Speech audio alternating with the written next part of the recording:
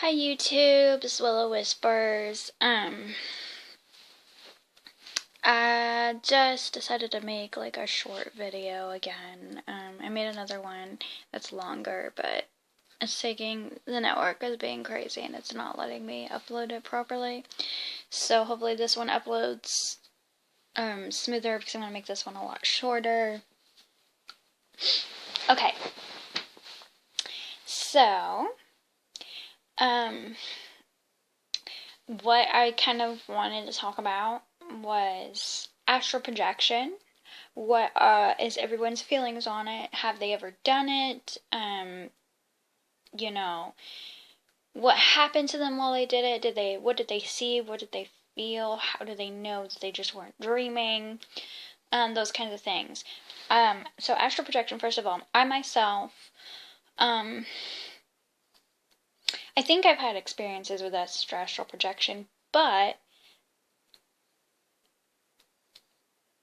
wasn't sure. I think maybe it was in a dream state. So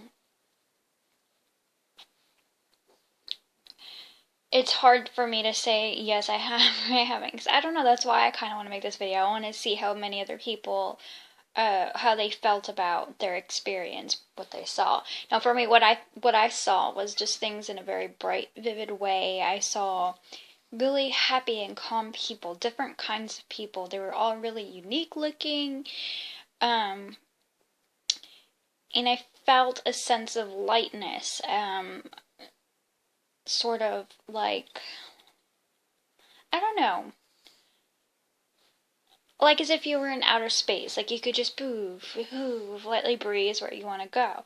Now this could have been a dream, because I read on in one book or on a website, I can't remember if it was a book or a website, that to start astral projecting, to start out, it's easier to get into the state if you're in the act of going to sleep. So if you're doing it before sleep time, it really helps you relax and let go, and you can have an experience that you can sort of come back to and remember.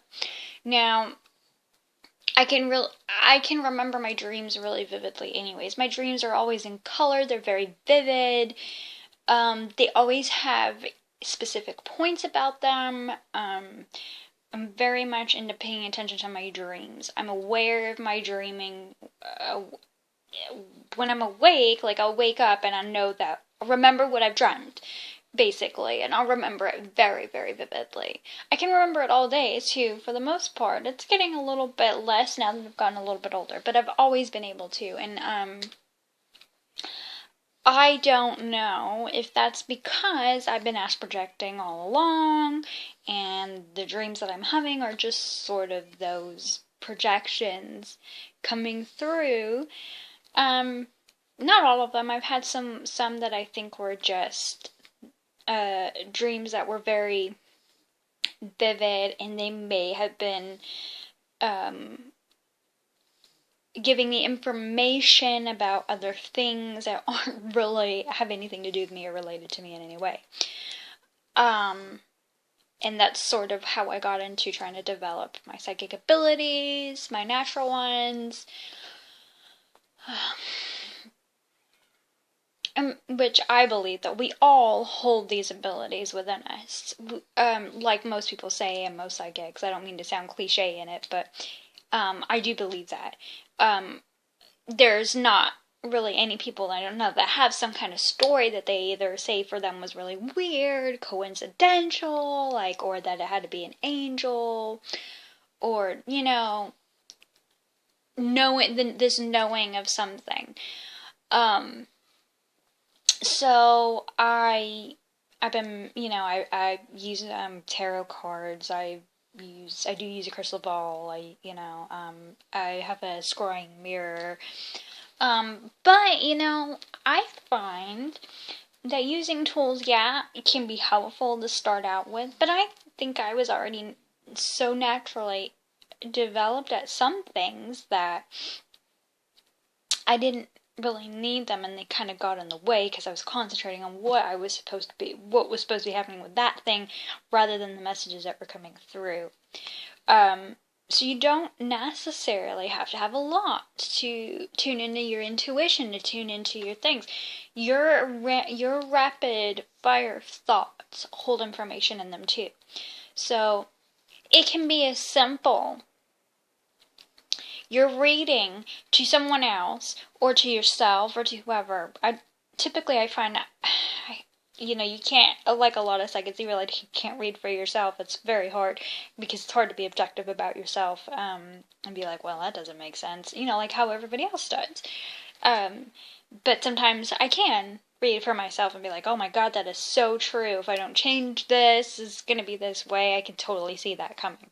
And I wouldn't have thought about it had I not done this. So,